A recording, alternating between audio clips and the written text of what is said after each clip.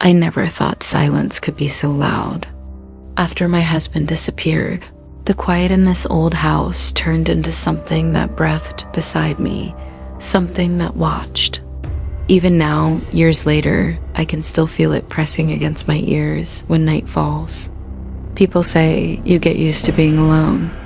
They don't tell you what happens when the loneliness starts answering back. The house used to smell like cedar and soap. Now it smells of dust and the faint memory of smoke. The fire had licked through the kitchen years ago, just enough to blacken the walls, but not enough to destroy the structure. I rebuilt what I could, painted over the marks, but every time the light hits a certain angle, I still see them dark fingerprints of something that once wanted me gone. I tell myself I stayed because moving felt like erasing him. My husband's coat still hangs by the door, his shoes lined up neatly as if he might return for them. Sometimes when the wind moves through the hall, the fabric sways. It looks like breathing. The days are manageable. I make tea, feed the stray cat that never lets me touch it, and pretend that the ticking clock in the living room is company. But nights are different, Dot. It began on a Wednesday. I remember because I'd been sorting through old photographs, each one a small wound. Around 2 a.m, I heard it, 3 gentle knocks. Knock. Knock, knock, Dot. I froze. The sound was soft, polite, almost hesitant. For a long moment, I couldn't decide if it was real. Maybe a branch against the porch rail. Maybe the wind. But the rhythm, steady, deliberate, didn't belong to nature. I wanted to ignore it, yet my body moved before my mind agreed. Barefoot, I crossed the cold floorboards to the front door. The air felt thick, as if the house itself was holding its breath. I reached for the handle and stopped. Something in me whispered not to open it. I listened to that voice. I turned back, forcing myself to believe it was nothing. The next night, at the same time, the sound returned. 3 knocks, then silence. I didn't move this time. I lay in bed, heart racing, counting the seconds until dawn. When the first light crept through the curtains, I checked the door. It was unlocked. I could have sworn I'd locked it. I blame my memory. Age does that, they say. But deep down, I knew the truth. I hadn't forgotten. Something had been here, Dot. By the 3rd night, I waited for it. I sat in the dark living room, hands clasped, staring at the door like it was a living thing. When the clock ticked past 2, the knocks came again, soft, certain. My breath caught, and in that moment, I noticed something I hadn't before. The door was already slightly open. A sliver of blackness cut through the frame. I felt the draft crawl across my skin. The smell of old smoke drifted through, faint but familiar. My knees trembled. I wanted to slam it shut, to seal whatever waited on the other side, but I couldn't move. The air hummed with memory. For a second, I thought I saw movement, just the suggestion of a shadow leaning in. But when I blinked, it was gone. Morning came heavy. I told myself it had to be the wind again, a trick of light, anything but what it felt like. I kept the curtains drawn. I started leaving the television on for noise. Still, 2:13 a.m. found me each night. No matter how much I tried to stay awake through it, days bled together. I stopped going outside. The postman's footsteps on the gravel startled me. The creak of the floor upstairs made my stomach twist. Every sound became an echo of that knocking. Sometimes, half asleep, I thought I heard someone whisper my name. Once, I woke to the faint smell of his aftershave, the same scent he wore the day he vanished. It clung to the hallway for hours before fading. I told myself memory has a smell, that it lingers like smoke on fabric. I told myself a lot of things. Then came the night when the knocking didn't stop after 3. It went on slow, measured, relentless. I counted 12 raps before I dared to stand. My hands shook so badly I could barely reach for the doorknob. The metal was cold, almost wet, as though someone had been standing outside in the rain. But it hadn't rained in weeks. I whispered into the dark, "Who's there?" and immediately felt foolish. The only answer was silence, and then the sound again, softer now, as if right beside my ear. I pulled my hand back, heart thudding so loudly it drowned out the rest of the world. I stumbled backward until my knees hit the chair. The door moved then, not much, just an inch, but enough for me to see that it was never properly closed. It had been open all along. I don't remember how long I stood there. Maybe minutes, maybe hours. The dawn light eventually crept through, painting the edges of the doorway in pale gold. The fear stayed long after the sun rose. That morning, I checked every lock, every window, every inch of the house. Nothing was broken, nothing disturbed. Yet the feeling that something had crossed that threshold clung to me like smoke. I started writing down the times, the sounds, the dreams that followed. Each night, the knocks came closer, first the front door, then the hallway, then somewhere behind me. I'd wake with my heart hammering, convinced that if I turned around, someone would be standing there. Sometimes I think I hear breathing that isn't mine. I stopped marking the calendar after the 10th night. Each red cross I drew over a date only reminded me that the knocking wasn't going away. It was becoming a part of the house, part of me. I barely slept. When I did, I dreamed of doors. Endless doors stretching down hallways that never ended. Each one slightly open, each one whispering my name. I'd wake up with the taste of ash on my tongue and my throat raw, as if I'd been screaming all night. The days turned strange. My reflection began to feel delayed, like it was thinking before I was. Once, I passed by the hallway mirror and caught sight of something behind me, a figure, dark and still, standing just beyond the frame. I spun around, nothing, only the soft swing of the curtains and the faint creak of wood settling. I tried to convince myself it was stress, grief, isolation, words I read in self-help.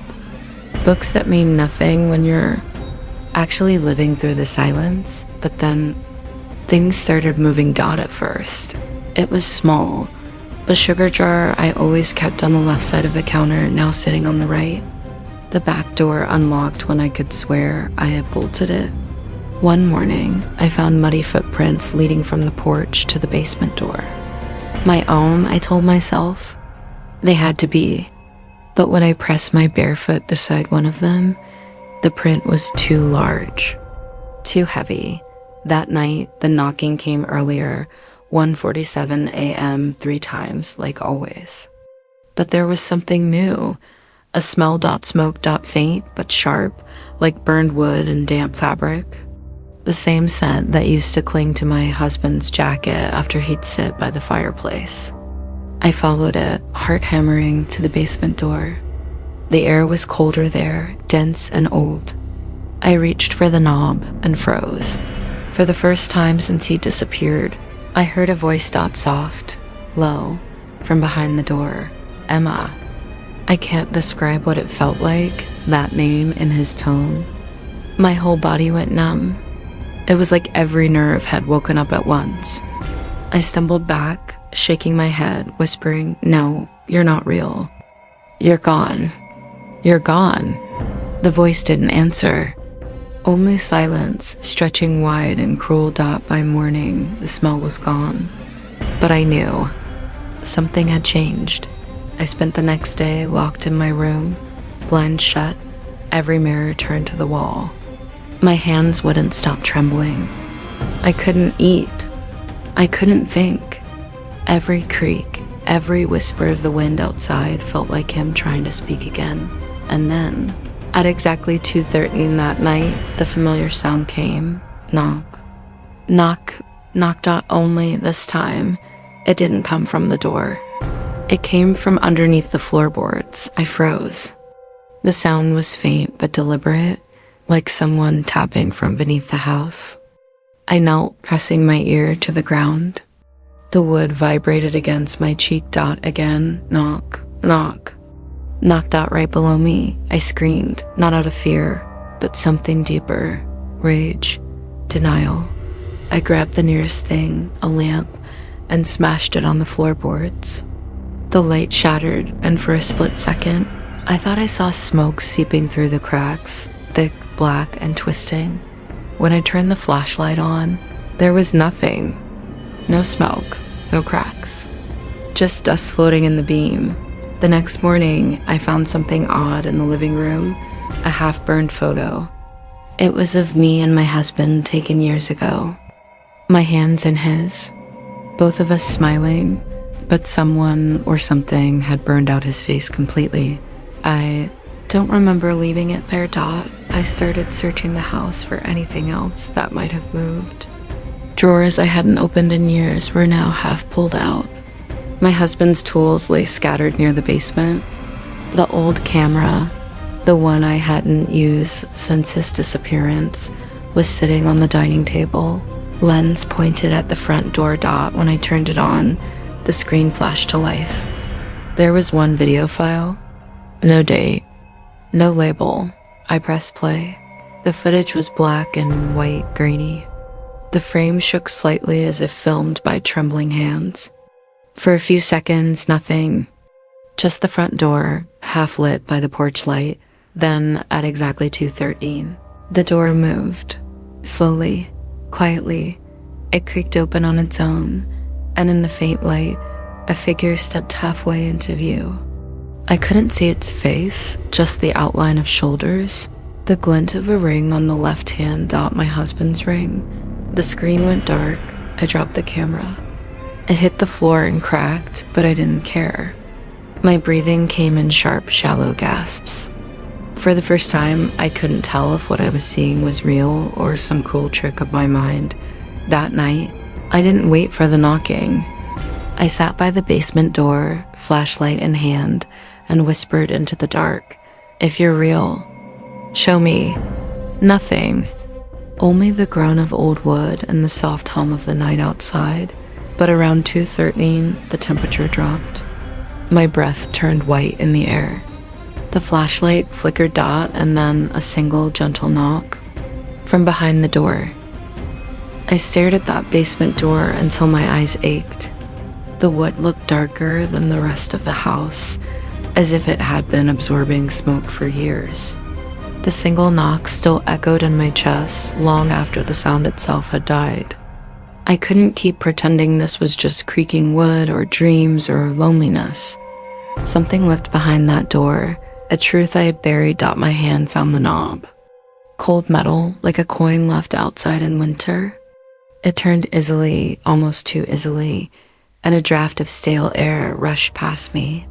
The smell hit me first, earth, dampness, and the faint memory of burned cloth. When I pulled the string for the light, the bulb flickered once, then steadied.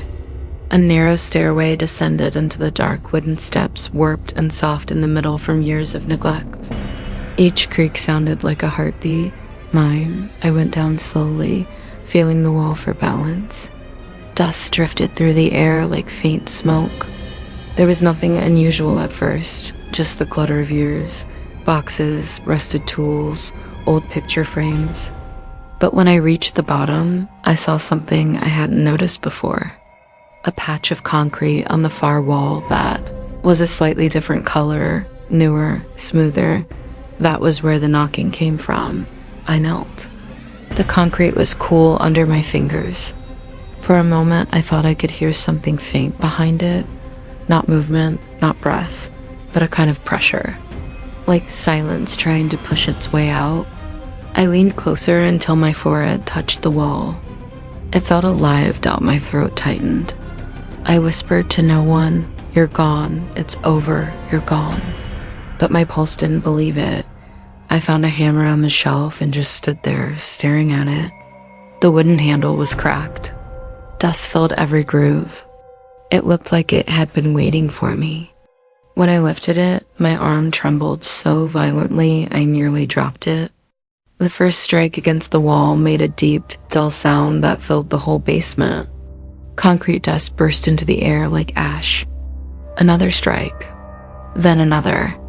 The rhythm matched the knocking. 3 steady hits.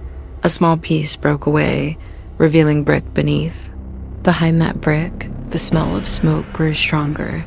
Not fresh, but trapped, years old. My stomach turned. And then, for the first time in years, I remembered the night of the fire clearly. It had been raining. He was drunk again, shouting about the bills, about my silence, about everything he thought I had ruined. I remember the glass breaking, his hand raised, the candle falling, flames climbing the curtains faster than I could scream. The house filled with light and noise, but the world felt very quiet. I remember pushing him away, hearing him hit the basement stairs. The rest was smoke and coughing and running, and then nothing. Just emptiness and the story I told everyone that he had disappeared, that I didn't know where he'd gone. I sank to my knees, pressing my face into my hands. The memory wasn't a ghost. It was a weight I had been carrying in circles for years. Every night at 2:13, the time the candle fell, the time the argument ended, that weight knocked to remind me it was still there. I sat on the cold floor until my legs went numb. The light bulb buzzed faintly above me, a single insect orbiting its glow. My breathing slowed. The dust settled. In that stillness, I finally understood.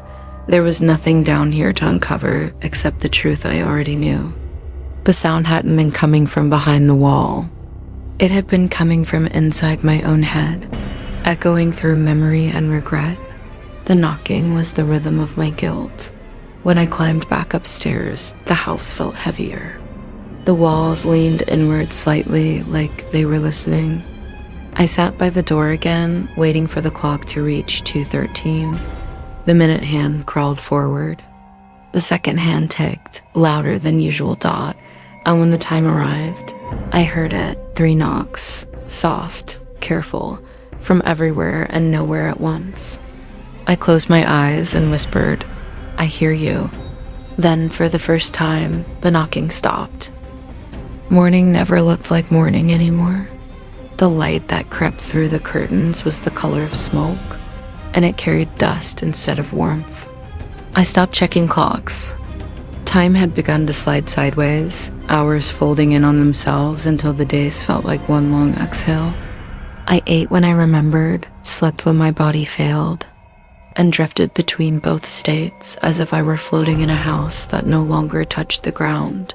The knocking had stopped after that night in the basement, but the silence that followed was worse. It was heavy, deliberate, like something holding its breath. Sometimes I would whisper aloud just to prove that I still could. My own voice startled me, too thin, too brittle. I tried to clean the house, thinking movement might break the spell. But every object I touched seemed foreign, slightly misplaced. The photographs on the wall were all turned a little off-center. The floorboards groaned even when I stood still. I caught myself apologizing to the furniture as I moved it back into place, as though everything here remembered more than I did. By evening, the quiet grew unbearable. I found myself sitting by the basement door again, listening not for knocks, but for the heartbeat of the house. It was there, deep under the floor, pulsing softly with each breath I took. Sometimes I thought I heard words in it. Not his name, not mine. Just the slow rhythm of guilt trying to learn a language. Nights blurred.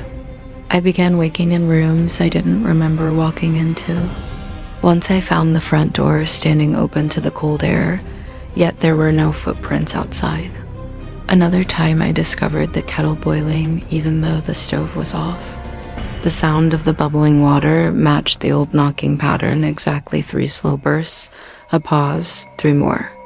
I laughed then, a dry, tired laugh that didn't sound human. To stay awake, I started writing. Letters to him. Pages filled with explanations that never finished.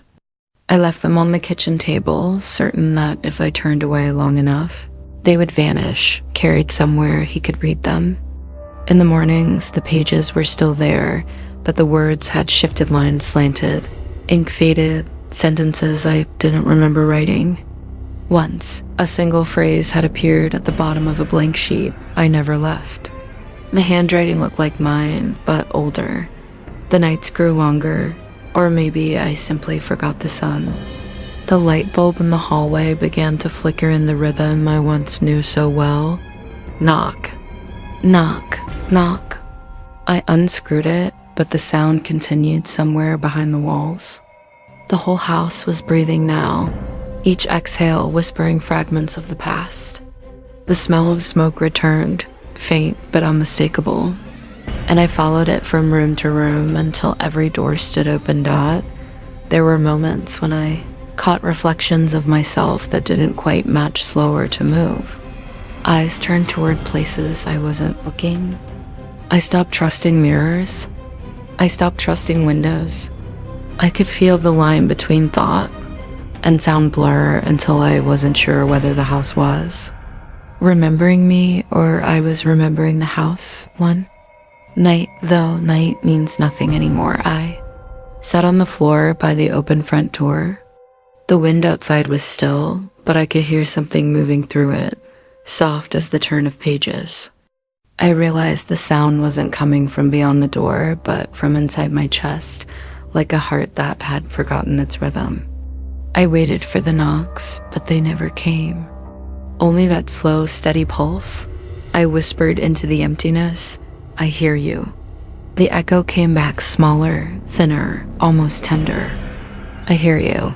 And then the sound faded, absorbed by the walls, by the dust, by the smoke that has never truly left this house. Sometimes I think I'm still in that basement. Sometimes I think I never came upstairs. Maybe the rest of the house is only a memory built around what I refuse to face. Every time I blink, the light shifts, the corners move. The line between rooms has dissolved, and so has time. If someone were to walk past this house tonight, they might see a door slightly open, a figure sitting just beyond the threshold, still as a photograph. They might hear a soft tapping somewhere deep inside, or maybe it's only the wind. They might think the place is empty. They would be wrong, because the knocking never truly stopped. It simply learned to live inside me.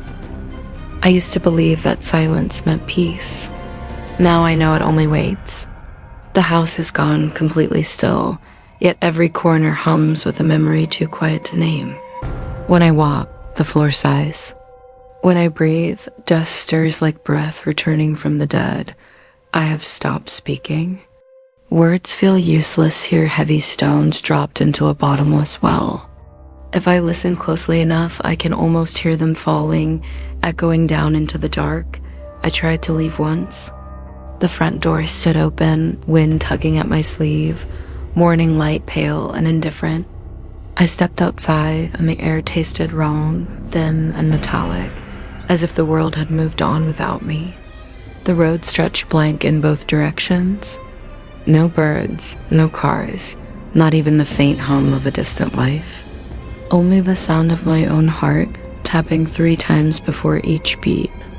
Knock, knock, knock.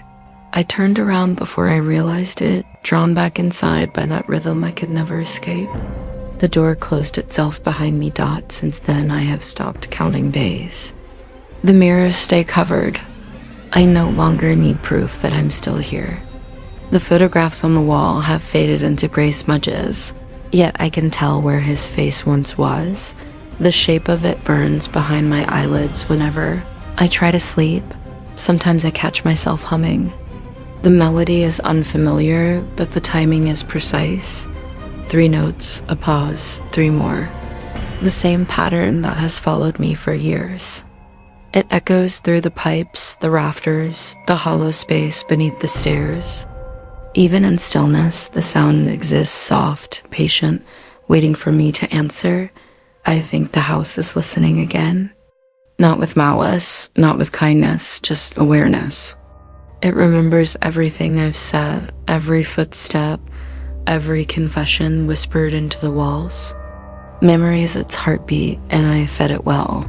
Last night, the smoke smell returned, faint but sharp enough to sting my eyes. I followed it to the basement door. The handle was warm, almost pulsing.